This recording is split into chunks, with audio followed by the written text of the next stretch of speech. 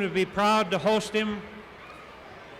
And here we go. The band will please strike up, please. Both bands, if we can have, no, I can't. If I can't understand what you're saying, what is it?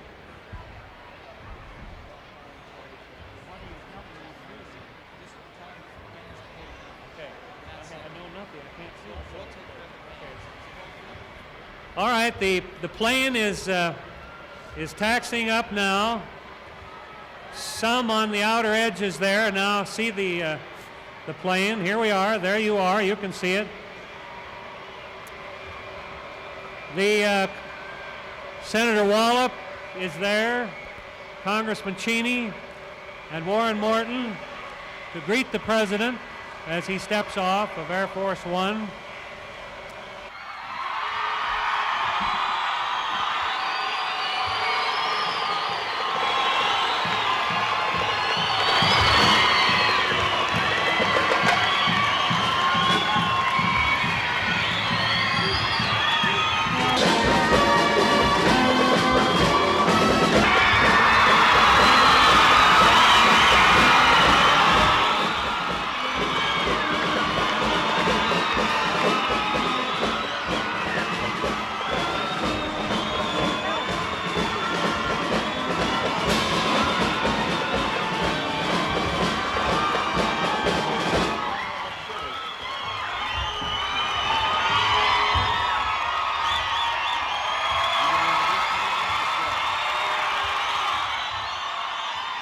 Here's our Congressman Dick Cheney to introduce the President of the United States.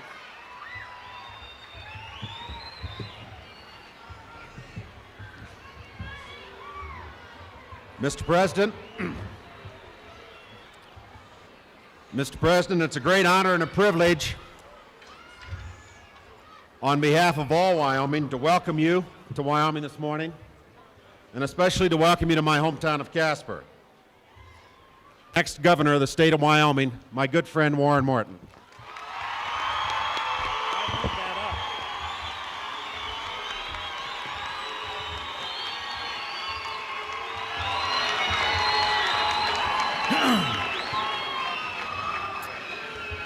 Mr. President, it is a particular privilege for me to welcome you to Casper, because this is my hometown where my wife and my family have lived and raised our family.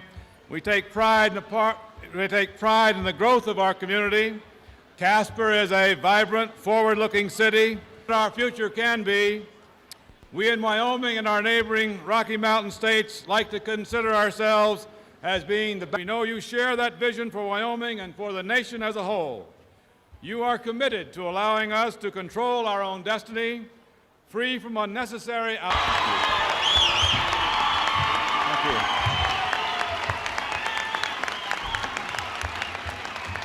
Thank you. Thank you so much.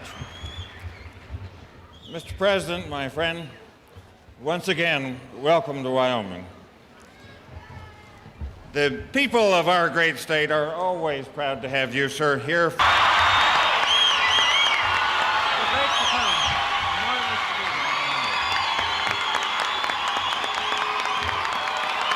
Thank you very much.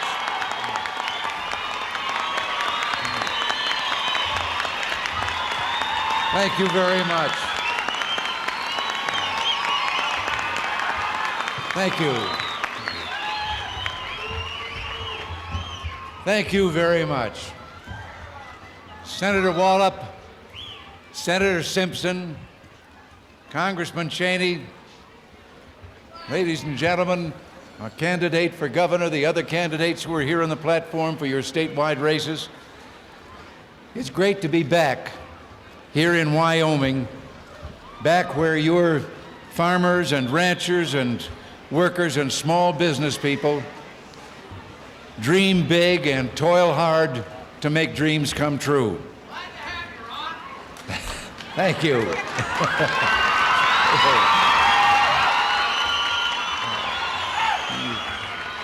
You all live in a world that Washington will never quite understand. the real world.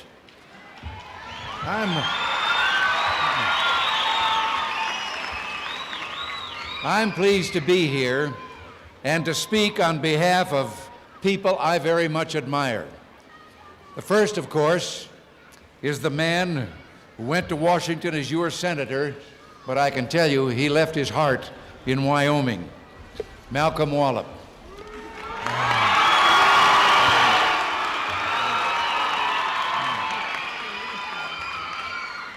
He shares your values, and he's always on the job using his experience to help and protect the people of this great state. As chairman of the Subcommittee on Public Lands and Reserved Water, he shepherds legislation crucial to your state. Leadership, hard work, experience, loyalty to Wyoming, that's what Malcolm Wallop is all about.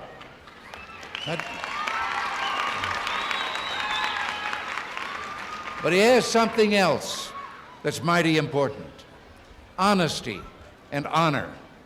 Malcolm Wallop is the real McCoy because he sticks to his word, and he sticks by you, the people of Wyoming.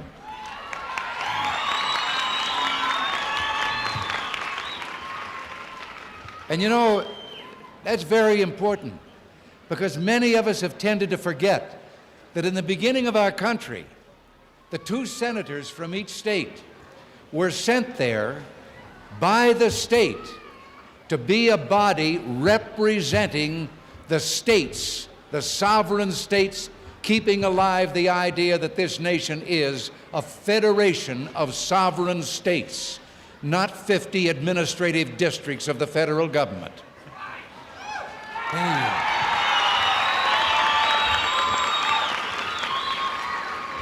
Whether it be working for prosperity and peace, the peace we all want for our children, for these young people who are here today, or protecting the pensions of senior citizens who've already given so much, Malcolm Wallop has a solid record of keeping faith. And you know, having mentioned those senior citizens, I can predict that in these last few days of the campaign, nationwide, our opponents are going to broadcast widely one of the most dishonest canards that has ever been fostered in a political campaign. They are going to tell you that we, and I really include myself because I'm kind of the target of that we are some way out, we're on our way to changing or reducing or doing away with Social Security. And let me tell you, that is what I said before, a falsehood. I pledged during the campaign, when we were aware that Social Security has some fiscal problems that must be resolved to keep the program's integrity, those problems must be solved, but not at the expense of taking anything away from the people who are presently dependent on their Social Security checks. Hold your nose and smile, because you now have the truth. Well, with your continued support, on November 2nd, Malcolm Wallop will remain right where he belongs, doing a great job as your senator.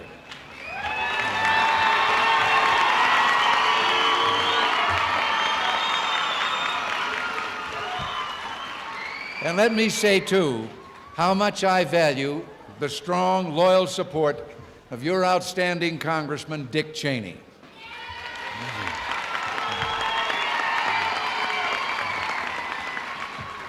Dick's leadership as chairman of the House Republican Policy Committee is remarkable for someone who was just first elected 4 years ago. We need his strong leadership back in the House in Washington. And I know that your former State House Speaker, Warren Morton of Casper, is a man of great experience, and he would make a fine governor, and I'm an ex-governor saying that.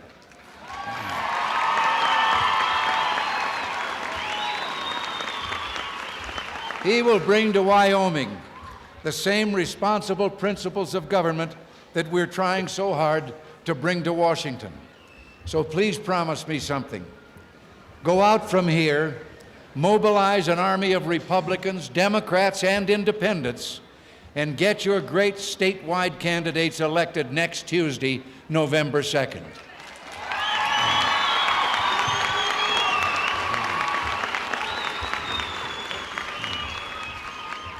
With your support and the leadership of Malcolm Wallop, Alan Simpson, and Dick Cheney, we're changing the direction of America. We're putting her back on the course of hope that was charted by the Founding Fathers. We've begun to handcuff the big spenders, get the federal government off your backs, promote economic recovery, and put you, the people, back in charge of your country again. For too long, the federal government has been violating the Constitution in its usurpation of the rights that belong to the states, the local communities, and to the individual people in this country.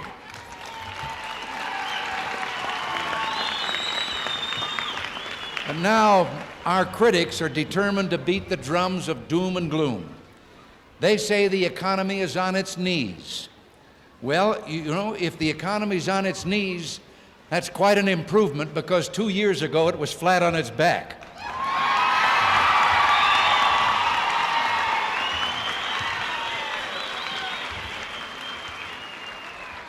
The truth is, thanks to your courage, your patience, and your support, we've already accomplished a minor miracle. We've pulled America back from the edge of disaster. Of the 5 worst economic problems that we inherited, runaway spending, runaway taxing, double-digit inflation, record interest rates, and high unemployment, we have already made solid progress on 4 of them, and that's not a bad beginning.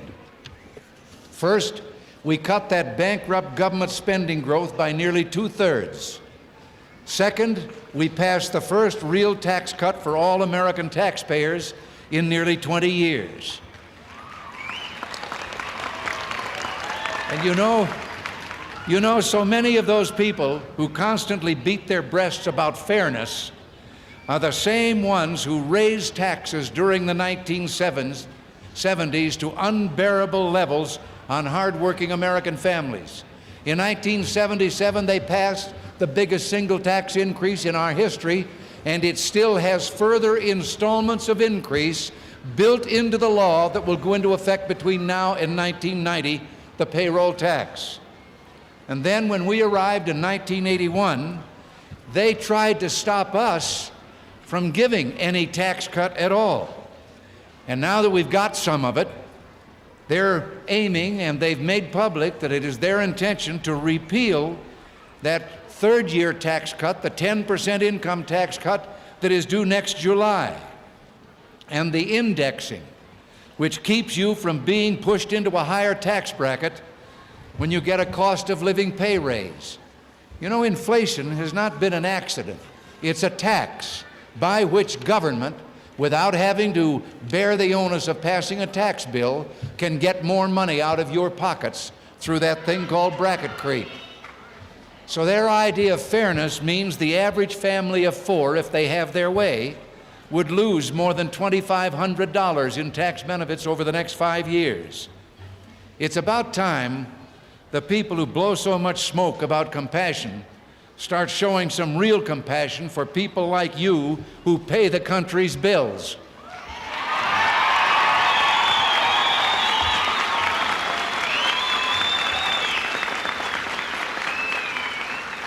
Well, I know, and I can not only speak for myself, but for these gentlemen here on the platform, and that is, we're going to protect that tax cut, and you're going to continue to get the other installments that are still due.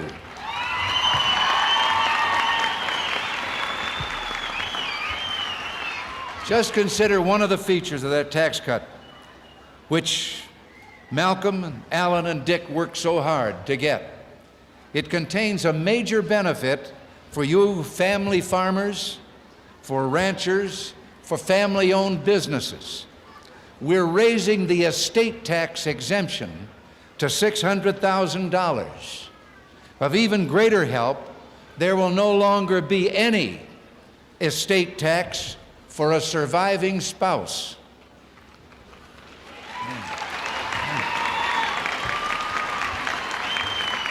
Now, some say when you talk about fixing the estate tax, you're talking about very rich people.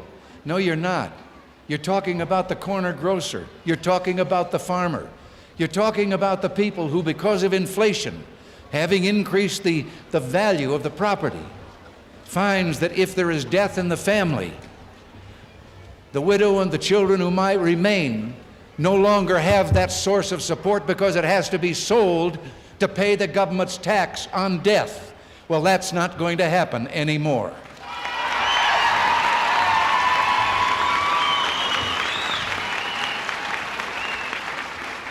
And third, we're trying to lighten the load on your family budget by beating down double-digit inflation.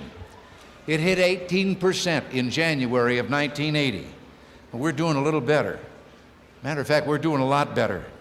Inflation is all the way down to 4.8% in 1982. And you know, I could have said it's back down to 4.8% because the last time it was 4.8% was when the last Republican president, Jerry Ford, left office.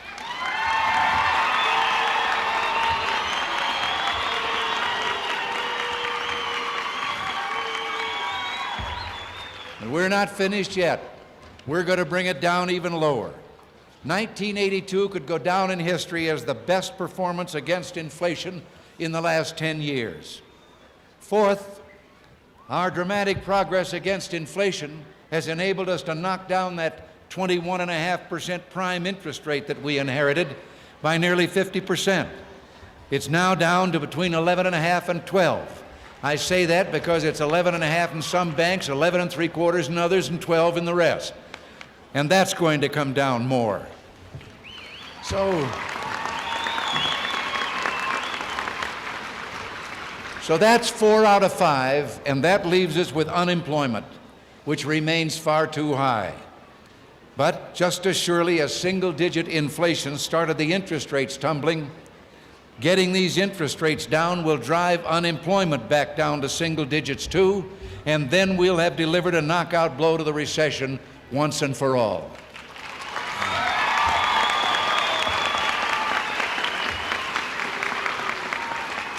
And I say once and for all because it won't be like those 7 previous recessions that we've had since World War II, when our opponents had controlled the Congress for 26 straight years.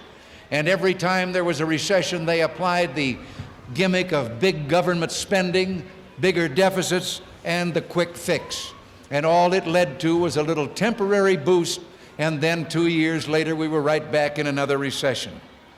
Just this week, the National Association of Realtors came to Washington to report to me a surge of home buying in early October that was far above the average for this time of year.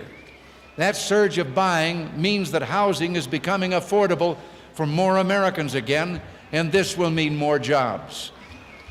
Unlike some before us, this administration intends to get the job done, but to get it done right for a change.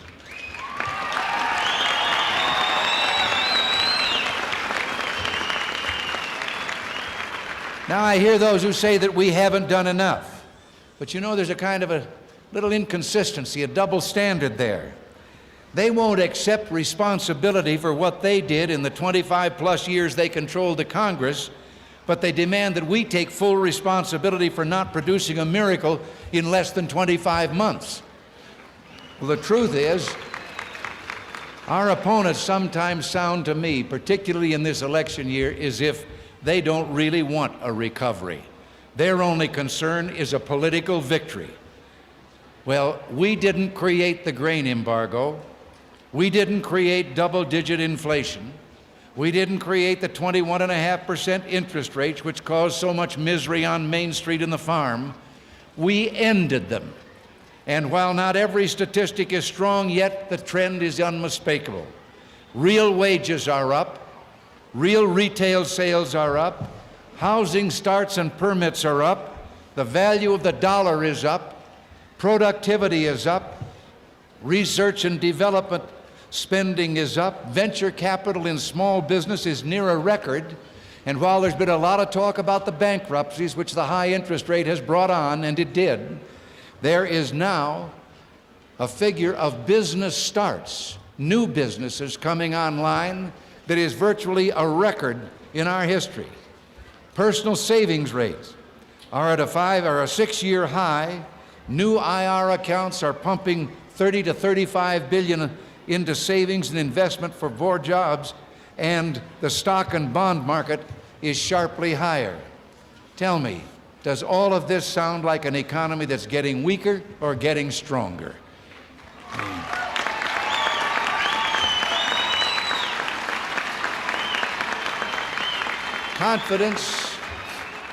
Confidence is being restored. You and your children can look to the future with hope again, and that's good news for America. And it's the thing that our opponents are not talking about. Don't let the doom criers and the scaremongers frighten our citizens and subvert recovery. All they offer is a return to their failed policies of the past. More big spending, more big taxing, more regulations, more meddling, and more make work. More big government coming through the windows, underneath the door, and down the chimney, and that's an alternative we don't need.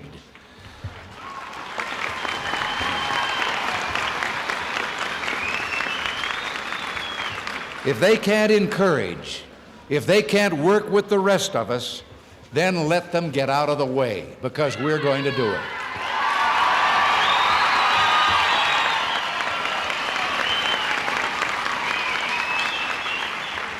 Next Tuesday, you and millions of Americans will have a moment to spend in a voting booth, a place where you have as much influence and power as any other American.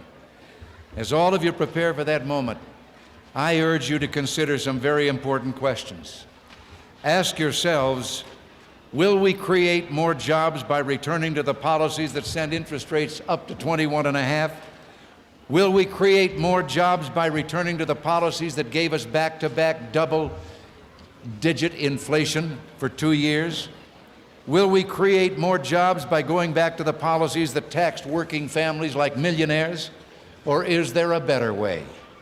Well, the program all of us worked so hard to pass, the program that is still so young, but that has already brought down the spending growth, the tax rates, the inflation, and the interest rates.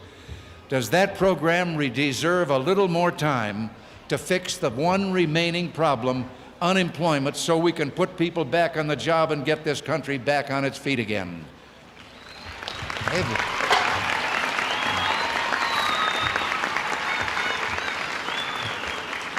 You know, another thing you're hearing in this election year is that, well, we've had our program, gave it a try, and it didn't work. Well, my friends, yes, we've been there 21 months, but the program didn't start going into effect until 13 months ago. And there are still further installments of it to come next year, as I told you. I urge you, when you vote next Tuesday, vote for your hopes, not your fears.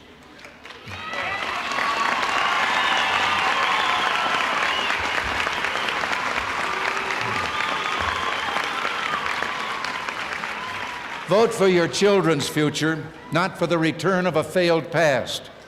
Vote for the real hope of Wyoming, Malcolm Wallop, Dick Cheney, Warren Morton, and your statewide candidates.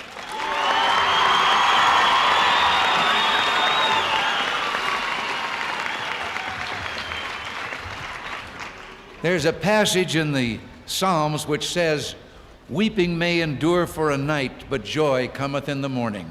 Well, America's endured a long and terrible night of economic hardship. But now we're entering a new season of hope, genuine hope which springs from the vitality of the American spirit. Before I go, I'd like to read you just some lines from a letter I received from a Wyoming mother not too many miles from here. Her son had written an essay, "What America Means to Me." And in the essay, the young man said, "I'm glad that I'm a citizen of the United States. I should help this country in any way I can. I think America is the best country in the world to live in. America has very good standards so that you and I can live in peace. Those are only a few of the lines the young man wrote, but I think we all get the general idea of his essay.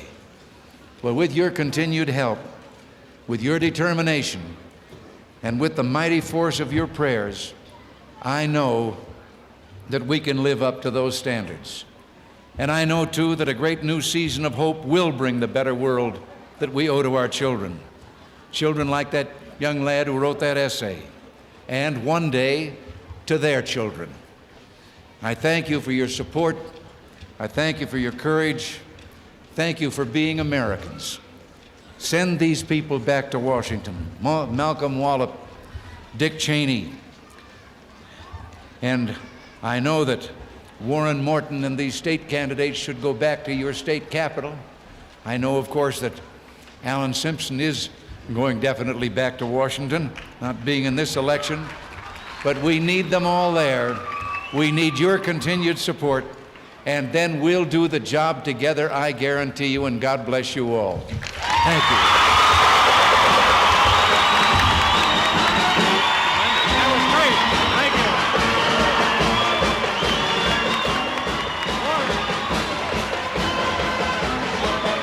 This is your country. 75% of our secretary. Where's Jim Crawford? Our state auditor.